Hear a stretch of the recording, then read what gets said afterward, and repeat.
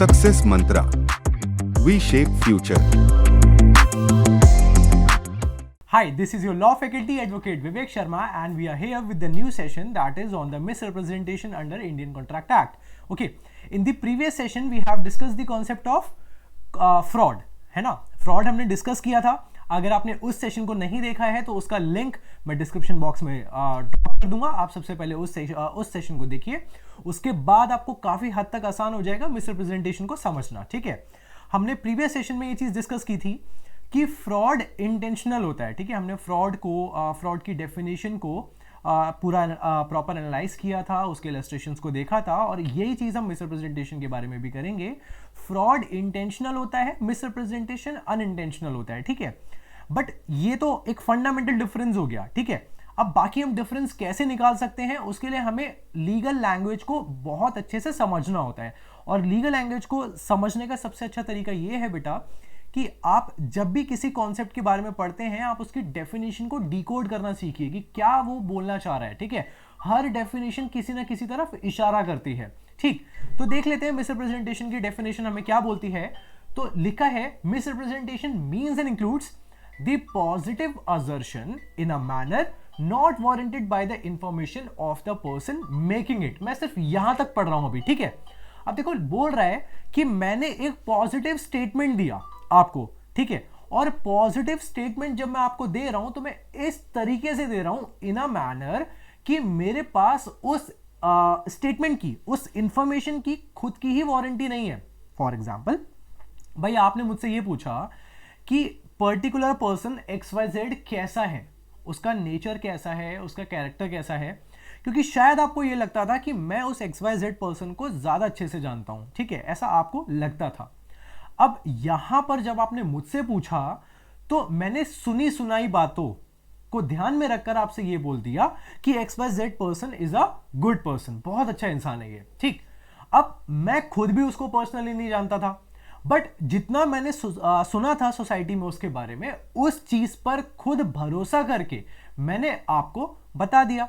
अब बेटा देखो, यहां पर मैं खुद तो नहीं जानता हूं ना उसको पर्सनली, यानी मेरे पास उसकी कोई पर्सनल वारंटी नहीं है, उसके कैरेक्टर की कोई पर्सनल वारंटी नहीं है, और सुनी सुनाई बातों को मैंने आपको बता दिया. अब आपने मेरी बात पर भरोसा करके उसके साथ कॉन्ट्रैक्ट कर लिया और वो आपको धोखा देकर चला गया. तो यहां पर हो सकता है आप ये सोचे कि भाई मैंने फ्रॉड किया, बट बेटा मैंने फ्रॉड नहीं किया. फ्रॉड तब माना जाता जब मुझे सच का पता होता और तब मैं आपको गलत बता रहा होता, तब ये फ्रॉड होता. ठीक है, तब ये फ्रॉड होता. अब यहां पर मिसरिप्रेजेंटेशन हम इसको इसीलिए कह रहे हैं क्योंकि जब मैंने उसके बारे में आपको बताया तो जो मैंने आपको बताया था मैं खुद भी उसी बात पर विश्वास रखता था. ठीक है, तो इसीलिए यहां पर लिखा है in a manner not warranted by the information of the person making it, यानी जो व्यक्ति आपको पॉजिटिव स्टेटमेंट दे रहा है वो व्यक्ति खुद वारंटी नहीं रखता है उस स्टेटमेंट की. ओके, सो यहां पर आगे लिखा है of that which is not true. भाई देखो, मैंने तुमको बताया कि XYZ person is a good person, but वो बात तो गलत निकली ना, यानी वो बात सही नहीं थी, not true. Though he believes it to be true, but जब मैंने आपको बताया कि वो अच्छा इंसान है तो मैं खुद भी उसी बात पर तो भरोसा करता था ना कि वो अच्छा इंसान है, इसलिए मैंने आपको बताया कि वो अच्छा इंसान है. तो वही लिखा है though he believes it to be true, कि वो खुद भी उसी बात पर विश्वास रखता है जो बात वो आगे आपको बता रहा है. बस डिफरेंस ये है कि यहां पर मेरे पास उस स्टेटमेंट की खुद की कोई वारंटी नहीं थी, तो यहां से हमें पता चल जाता है कि ये अनइंटेंशनल था, है ना. Okay, second statement, any breach of duty which without an intent to deceive. भाई मैंने ड्यूटी को ब्रीच किया. ठीक है, एक कोई ड्यूटी थी, एक कोई ऐसा काम था जो मुझे करना चाहिए था, मैंने उस काम को नहीं किया, यानी ब्रीच ऑफ ड्यूटी किया मैंने. Okay, without an intention to deceive. हाँ, जब मैंने ड्यूटी को ब्रीच किया तब मेरा इंटेंशन बिल्कुल भी धोखा देने वाला नहीं था. ठीक, अब लिखा है gains an advantage to the person committing it. जो इंसान ब्रीच ऑफ ड्यूटी कर रहा है वो ब्रीच ऑफ ड्यूटी करते टाइम पर किसी ना किसी एडवांटेज को गेन कर लेता है. ठीक, आगे लिखा है और anyone claiming under him by misleading another to his prejudice. Okay, और to the prejudice of anyone claiming under him. अब देखो इसका मतलब क्या है, इसका इस स्टेटमेंट का मतलब क्या है भाई? सिंपल सा मतलब ये है कि मेरी कोई ड्यूटी थी, ठीक, अब वो ड्यूटी मुझे परफॉर्म करनी चाहिए थी, वो ड्यूटी मैंने परफॉर्म नहीं की, वो ड्यूटी आपके टूवर्ड्स थी, ठीक, मैंने नहीं की। अब जब मैंने वो ड्यूटी को ब्रीच किया तो मुझे कोई ना कोई फायदा हुआ, और मेरे फायदे की वजह से आप मिसलीड हो गए, ठीक है, प्रेजुडाइज क्रिएट हो गया। तो यहां इसका सबसे बढ़िया एग्जांपल हम ऐसे ले सकते हैं कि मान लीजिए मैं एक सोसाइटी में सिक्योरिटी गार्ड हूं, ठीक है। अब सिक्योरिटी गार्ड का काम क्या होता है कि जितने भी विजिटर्स आ रहे हैं, जितने लोग आ रहे हैं, उनकी वो एंट्री करता है, ठीक।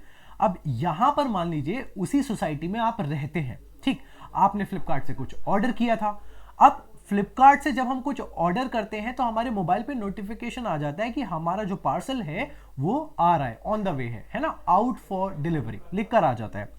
अब बेटा यहां पर जब वो डिलीवरी बॉय सोसाइटी के गेट पर पहुंचा तो सिक्योरिटी गार्ड मैं वहां पर था, ठीक है। अब बेटा मैं मोबाइल में मैं मोबाइल में लगा हुआ था, मैं मोबाइल में व्यस्त था, मैंने उसकी तरफ ध्यान नहीं दिया। वो सोसाइटी में अंदर चला गया और यहां जब उसने एड्रेस को ढूंढने की कोशिश की तो उसको एड्रेस नहीं मिला और वो वापस चला गया, ठीक। अब जब वो वापस चला गया तो आपके पास क्या मैसेज आएगा कि भाई सिक्योरिटी गार्ड सॉरी, आपको ये मैसेज आएगा कि डिलीवरी बॉय आया था और डिलीवरी बॉय को एड्रेस नहीं मिला, इसीलिए वो वापस चला गया, ठीक। अब ऐसे मैसेज को पढ़कर तुम सबसे पहले किसके पास जाओगे? तुम सबसे पहले जाओगे सिक्योरिटी गार्ड के पास, ठीक है। तो सिक्योरिटी गार्ड आपसे क्या बोलेगा? भाई मैं आपसे क्या बोलूंगा कि डिलीवरी बॉय आया ही नहीं, क्योंकि मैंने उस पर ध्यान दिया ही नहीं था, तो मुझे पता भी नहीं होगा। तो देखिए यहां पर क्या हुआ, यहां मेरी एक ड्यूटी थी, उस ड्यूटी को मैंने ब्रीच किया। जब मैंने ड्यूटी को ब्रीच किया तो मुझे एडवांटेज हुआ। एडवांटेज क्या था भाई? कि मैं अपना पर्सनल टाइम एंजॉय कर रहा था during the time of duty या during the hours of duty, ठीक। अब जब मैंने यहां पर उस ड्यूटी को ब्रीच किया तो आपके माइंड में एक प्रेजुडाइज क्रिएट हो रहा है, आप मिसलीड हो रहे हो, आपको समझ में नहीं आ रहा है कि ये सिक्योरिटी गार्ड सच बोल रहा है या फिर ये मैसेज सच बोल रहा है। भाई मैसेज क्या बोल रहा है? मैसेज ये बोल रहा है कि वो आया था डिलीवरी बॉय, उसको एड्रेस नहीं मिला, और सिक्योरिटी गार्ड क्या बता रहा है कि नहीं वो आया ही नहीं।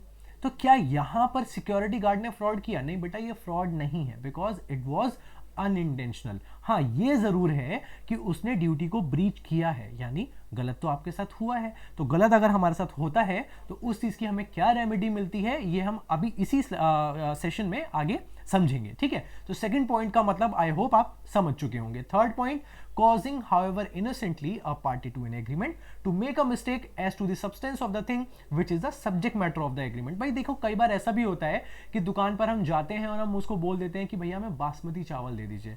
अब कोई क्वालिटी हमने कुछ और बोली थी, उसने कुछ और दे दी। तो यहां पर the subject matter of the agreement, आप किस चीज के लिए एग्रीमेंट कर रहे थे उस दुकानदार से? चावल के लिए, चावल की वो क्वालिटी के लिए जो आपको चाहिए था, बट उसने इनोसेंट मिस्टेक कर दी, उसने कुछ और दे दिया। तो ये सब चीजें मिस रिप्रेजेंटेशन में आएगी, ठीक है। अब इसका एक इलस्ट्रेशन देख लेते हैं। तो लिखा है A by misrepresentation leads B erroneously to believe that 500 maunds of indigo, maunds मतलब क्वांटिटी बता रहा है, ठीक है, maunds of indigo are made annually at A's factory. भाई देखो ए गलत फहमी में, मिस रिप्रेजेंटेशन में आपसे ये बोल रहा है कि उसकी फैक्ट्री में 500 मॉन्ड्स ऑफ इंडिगो एक महीने में बनता है। अब जब आपने या फिर मिस्टर बी ने अकाउंट्स को एग्जामिन किया फैक्ट्री के, तो उसको यह पता चला कि सिर्फ 400 मॉन्ड्स ऑफ इंडिगो बनते हैं उस फैक्ट्री में, जिस फैक्ट्री में ये क्लेम कर रहा था कि 500 बनते हैं, ठीक है। अब आपने अकाउंट्स को एग्जामिन कर लिया, आपको पता चल गया कि 400 मॉन्ड्स ही बन रहे हैं, फिर भी आपने उस फैक्ट्री को खरीद लिया। तो क्या ये कॉन्ट्रैक्ट आप कोर्ट में जाके कैंसिल करवा पाएंगे ये बोलकर कि भाई ए ने बोला था 500 है और आपको पता भी चल चुका है कि ये 400 है, फिर भी आपने वो फैक्ट्री खरीदी और अब आप इस कॉन्ट्रैक्ट को कैंसिल करवाना चाहते हैं? तो क्या ये ऑप्शन आपको मिलेगा? ये ऑप्शन आपको नहीं मिलेगा, क्योंकि आप सच शुरू से जानते थे, ठीक। तो वही चीज लिखी है कि the contract is not voidable. Voidable मतलब आप इसको जीरो नहीं कर सकते, आप उस कॉन्ट्रैक्ट को कैंसिल नहीं करवा सकते ए के मिसरिप्रेजेंटेशन की वजह से, ठीक है। तो अब देखो हमने लास्ट सेशन में ये देखा था कि फ्रॉड क्या होता है। इंटेंशनल होता है, और हमने कुछ एक्टिविटीज़ पढ़ी थी लास्ट सेशन में जिसमें बताया गया था कि कौन कौन सी एक्टिविटीज़ फ्रॉड की कैटेगरी में आ जाती हैं। हमने मिसरिप्रेजेंटेशन पढ़ लिया, ठीक। अब एक सेक्शन है, section 19 of the Indian contract act, वो हमको क्या बताता है? वो हमको बेटा ये बताता है कि अगर कॉन्ट्रैक्ट किया गया है मिसरिप्रेजेंटेशन से, फ्रॉड से या फिर कोअर्जन से। अब कोअर्जन क्या होता है? कोअर्जन का सेशन भी यहां पर आपको नीचे कमेंट बॉक्स में मिल जाएगा, मैं उसका लिंक यहां पर पोस्ट कर दूंगा, ठीक है। तो कोअर्जन भी आप पढ़ लेंगे मेरे सेशन से।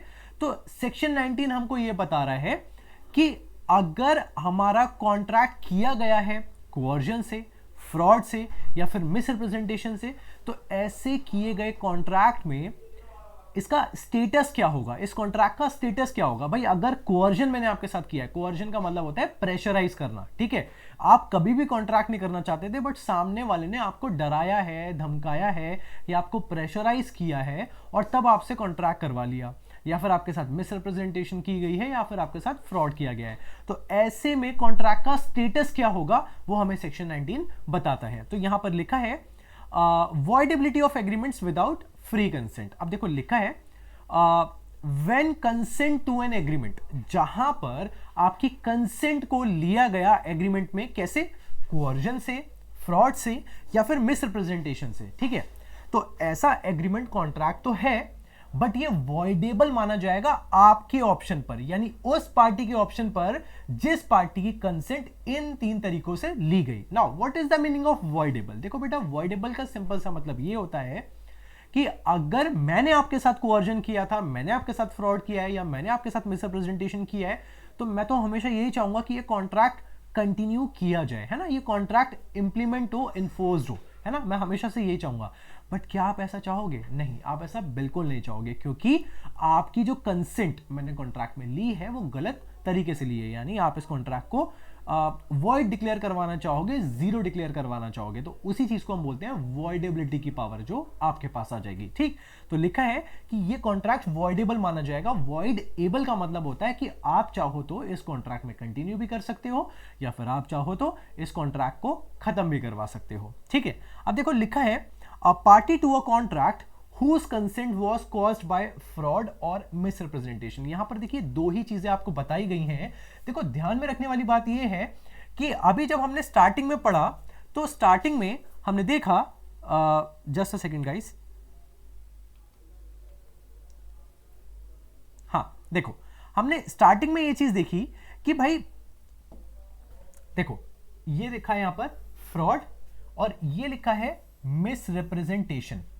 तो जब कॉन्ट्रैक्ट को कैंसिल करने की पावर हमें दी गई, तो हमें 3 सिचुएशन में ये पावर दी गई, और वो 3 सिचुएशन ये थे कि कोअर्जन, फ्रॉड या फिर मिसरिप्रेजेंटेशन, है ना, कि या तो आपके साथ कोअर्जन किया गया हो, या आपके साथ फ्रॉड किया गया हो, या फिर आपके साथ मिसरिप्रेजेंटेशन किया गया हो, ठीक है। तो ऐसे में आप उस कॉन्ट्रैक्ट को कैंसिल करवा सकते हो। बट एक स्पेशल पावर सेक्शन 19 में आपको यह दी गई है कि अगर आपके साथ फ्रॉड या मिसरिप्रेजेंटेशन होता है और फिर भी आप कंटिन्यू करना चाहते हैं, तो आप कैसे कर सकते हैं? May if he thinks fit insist that the contract shall be performed and that he shall be put in the position in which he would have been if the representations made had been true. अब देखो इसका मतलब क्या है बेटा, simple सी बात, simple सा example लेंगे। देखो मान लो मैंने आपसे वादा किया था कि मैं आपको आईफोन ला कर दूंगा, आप ये समझो कि मेरा फोन्स का बिजनेस है, ठीक है। अब आपने मुझसे बोला कि आपको आईफोन खरीदना है, मैंने कहा ठीक है, मैं आपको ओरिजिनल एप्पल का फोन ला कर दूंगा। अब बेटा मान लो मैंने जब आपको फोन ला कर दिया, ठीक है, तो मैंने आपसे बोला था कि ये एप्पल का फोन है, बट जब आपने इसको क्रॉस चेक किया तो ये पाइनएप्पल का फोन निकला, यानी एप्पल की फर्स्ट कॉपी निकला। तो यहां पर आपको पता चल गया कि आपके साथ फ्रॉड हुआ है। तो अब आप क्या करेंगे भाई? अब आप या तो आप कंटिन्यू कर सकते हो इस कॉन्ट्रैक्ट में, ठीक है, या तो आप कंटिन्यू कर सकते हो या फिर आप या तो आप कंटिन्यू कर सकते हो या फिर आप इस कॉन्ट्रैक्ट को कैंसिल कर सकते हो। देखो कैंसिल करना है तो सीधा सीधा बता देना है कोर्ट को जाके कि भाई प्रॉमिस किया गया था कि ओरिजिनल फोन ला कर दिया जाएगा, बट कॉपी दी गई है, फर्जी फोन हमें ला कर दिया गया है। बट अगर हमें कंटिन्यू करना है तो हम क्यों करेंगे कंटिन्यू? भाई सबसे बढ़िया ऑप्शन इसका ये है कि हम कोर्ट को जाकर ये बोल दें कि ओरिजिनली जब हमें आईफोन प्रॉमिस किया गया था तो इनसे बोलिए ये हमको ओरिजिनल आईफोन ही रीस्टोर करें और ये अपना फेक फोन लेकर वापस चले जाएं। तो इसका मतलब क्या हुआ? इसका मतलब आपने कॉन्ट्रैक्ट को कैंसिल भी नहीं किया और आपको वही चीज मिल गई जिस चीज की आपको रिप्रेजेंटेशन दी गई थी। तो बेटा ये वही चीज यहां पर बोली गई है, if the representations made had been true, अगर आपको जो बातें बताई गई थी अगर वो सच होती तो आप किस पोजीशन में होते, आज आपको उसी पोजीशन में लाके वापस रख दिया जाए। तो बेटा ये होता है मिसरिप्रेजेंटेशन और हमने यहां पर समझा कि फ्रॉड और मिसरिप्रेजेंटेशन में फर्क क्या होता है। इसी के साथ हमने देखा कि ऐसे कॉन्ट्रैक्ट का स्टेटस क्या होता है जिस कॉन्ट्रैक्ट को किया गया है कोअर्जन से, फ्रॉड से, मिसरिप्रेजेंटेशन से। ठीक है, तो यहां पर ऐसे ही और सेशंस मैं आपको लिए लेकर आता रहूंगा, जैसा कि मैं हर सेशन में अपने बोलता हूं। अगर आपको कोई भी ऐसा टॉपिक हो जो समझना हो या जो आप चाहते हैं कि मैं जिस टॉपिक पर वीडियो लेकर आऊं, तो प्लीज अपना वो सजेशन, अपना वो कमेंट पोस्ट करिए हमारे कमेंट बॉक्स में और surely will come up with a video. Thank you.